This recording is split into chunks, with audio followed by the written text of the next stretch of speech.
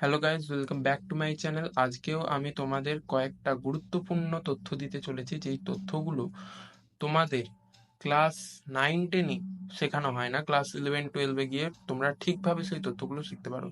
কিন্তু আমি এমন কয়েকটা কনসেপ্ট দিয়ে দেবো যাতে এই তথ্যগুলো তোমরা খুব অল্প বয়সেই শিখে যেতে পারো।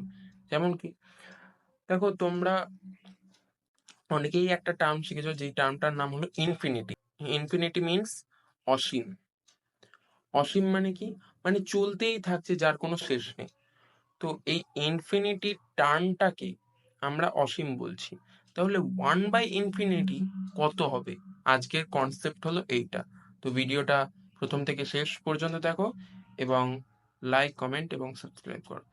তো তোমাদের আজকে আমি দেখাচ্ছি যে 1/ইনফিনিটি ইকুয়ালস টু কত হয়। সো গাইজ, এখানে দেখতেই পাচ্ছ যে এখানে লেখা আছে এইটা হলো ইনফিনিটি সাইন এখানে লেখা আছে। তো 1/ইনফিনিটি ইকুয়ালস টু কত? দেখো, 1/ইনফিনিটি, ইনফিনিটির মধ্যে 10ও পড়ে। তো 1/10 কত হয়? 0.1। ইনফিনিটির মধ্যে হাজারও পড়ে, তাহলে 1/1000 কত হয়? 0.001।